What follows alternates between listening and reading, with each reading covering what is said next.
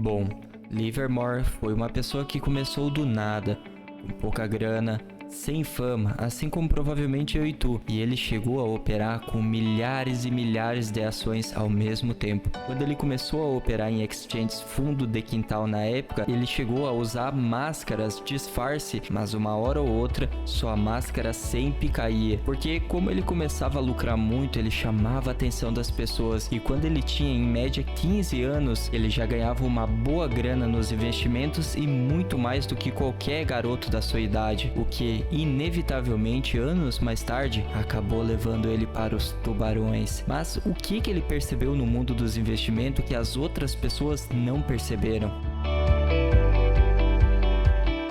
Ele ficou famoso por boletar alto e fazer fortuna durante a crise de 29. Ele começou a ser trader em tempo integral por volta dos 14 anos. Ele tinha um método quantitativo de price action, que no início fazia previsões de curto prazo. Aos 21 anos, acredita-se que ele já tinha ganho mais de $500 mil. Ele também notou que a maioria das pessoas só apostava na alta do mercado, e sempre que acontecia algum desses desastres, alguma turbulência, poucas pessoas ganhavam.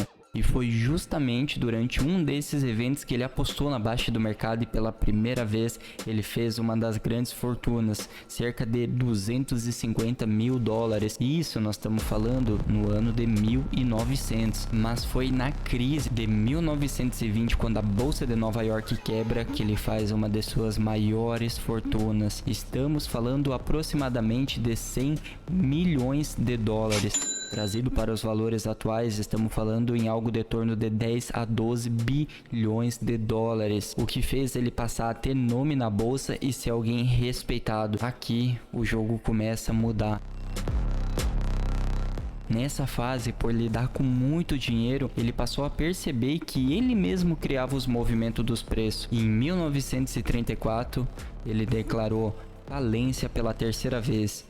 E alguns anos depois, ele estava acostumado com o mercado se mover quando ele comprava, mas quando ele começou a ver o mercado chegar numa fase onde ele comprava, mas o mercado não se movia, foi um dos pontos que fez com que ele começasse a errar as operações. Mas por quê? Por que ele fez isso? O que fez com que ele ficasse nessa pressão tão grande na cabeça, a ponto de anos depois desistir da vida?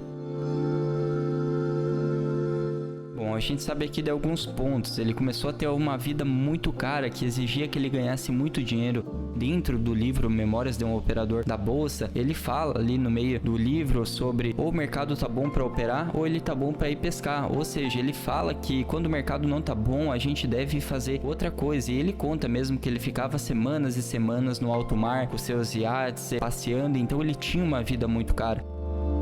Isso com certeza colocaria pressão na cabeça de qualquer pessoa que se encontrasse numa fase onde não existisse uma grande disponibilidade de dinheiro fácil e rápido para sustentar essa vida de mansões, carros e iates. Pelas próprias palavras dele, no final de sua vida ele fala: "Eu não consigo mais fazer o mercado se mover, eu não consigo mais viver assim." E aqui agora nós temos algumas regras que Livermore passou sobre como fazer fortuna no mercado. Primeira, não se pode ganhar dinheiro todos os dias. Algum dos livros que eu li, ele fala algo a respeito disso. Quando você diz que sabe qual é o próximo movimento que o gráfico vai fazer no próximo segundo, minuto, horas, dias ou semanas, basicamente tu tá falando: eu conheço todas as pessoas que estão negociando, eu sei qual foi o dia delas, eu sei o que elas estão pensando e eu sei qual que é a próxima decisão dela no próximo momento. Ou seja, não faz sentido nenhum. A gente percebe que existe movimentos do gráfico que ele não tá seguindo o padrão.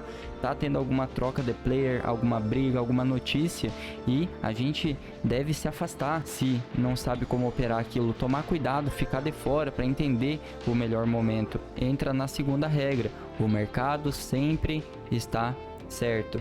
Vai ter momentos que a gente vai olhar para ele e vai falar assim: não pode, eu entrei na operação aqui e ele tem que fazer isso. Não, o mercado não tem que fazer nada. O mercado segue o fluxo de grandes players montando posição. Às vezes eles vão estar naquela briga ali, puxando para gerar liquidez, montando lote, desmontando lote, fazendo hedge, fazendo troca. A gente, como sardinha, pessoas que vão estar iniciando, não vamos entender muito bem qual que é a posição deles. O mercado sempre está certo, a gente está errado. Terceira, boas operações com grandes lucros dão certo geralmente desde o início. Aqui a gente entra em um dos pontos. Às vezes uma operação que já não deu certo ali no início, a pessoa vai, ela tira o stop, ela quer pegar e ficar afastando o stop. Se a nossa operação tá certa, aquela operação boa, bem pensada, tu sabe, aquela operação que tu entra nela e o mercado corre a favor da tua ordem e é algo bonito. Ou seja, quando a operação não tá indo bem, vamos estancar, vamos cortar pela raiz aquilo. A próxima, quarta, nunca venda uma ação só porque você acha que ela subiu demais. Isso aqui acontece também com mercados em baixa. Tem gente que começou a comprar, por exemplo, falar, ah, não, tal moeda já tá barata porque ela caiu muito e ela caiu o dobro depois daquilo. Nós podemos estar passando não só por uma fase do ativo em um momento ruim, mas do mercado em um momento ruim. Uma economia num momento ruim que pode fazer com que caia muito mais do que caiu em ciclos anteriores. Então a gente precisa de um argumento sólido para começar a montar boas posições. E junto com a quinta regra, não faça preço médio contra a tendência. De certa forma tá ligado com as outras que a gente viu. Se a posição não tá boa, eu vou começar a puxar cada vez mais, montar um preço médio contra, aumentando o meu prejuízo, não faz muito sentido. A não ser que eu já tenha planejado essa posição. Não, eu realmente vou pegar aqui, eu vou entrar com menos. Ao longo do movimento do ativo, eu ir colocando essas minhas novas ordens. A última que eu anotei aqui para nós: não fique curioso demais a respeito de um movimento. Às vezes a gente vai encontrar pessoas querendo explicar por que o mercado fez tal movimento, ou por que ele fez outro movimento, por causa daquilo ou disso. Ou seja, tá querendo explicar o que tá passando na cabeça de uma multidão de pessoas que estão ali negociando no momento. Às vezes são pessoas que tu vai ver, a pessoa ela nem ganha de fato dinheiro no mercado, mas ela quer ter aquele ego dela inflado para explicar por que tá acontecendo algo. E aí fica a pergunta: a gente ganha alguma coisa explicando porque o gráfico tá fazendo aquele movimento? Tu realmente monta uma posição em cima disso que tá sendo dito, desse tempo que tá sendo gasto?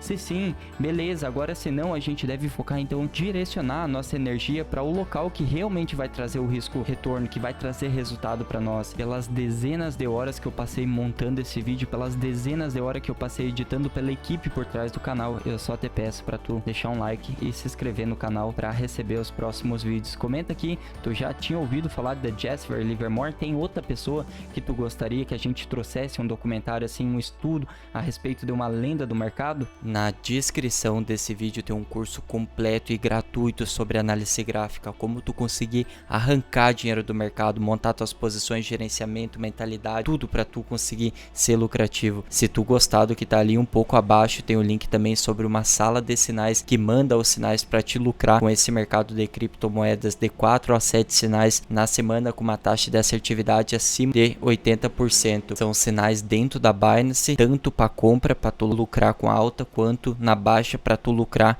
com a baixa, shortando o mercado, e 7 dias de garantia para tu fazer o teste.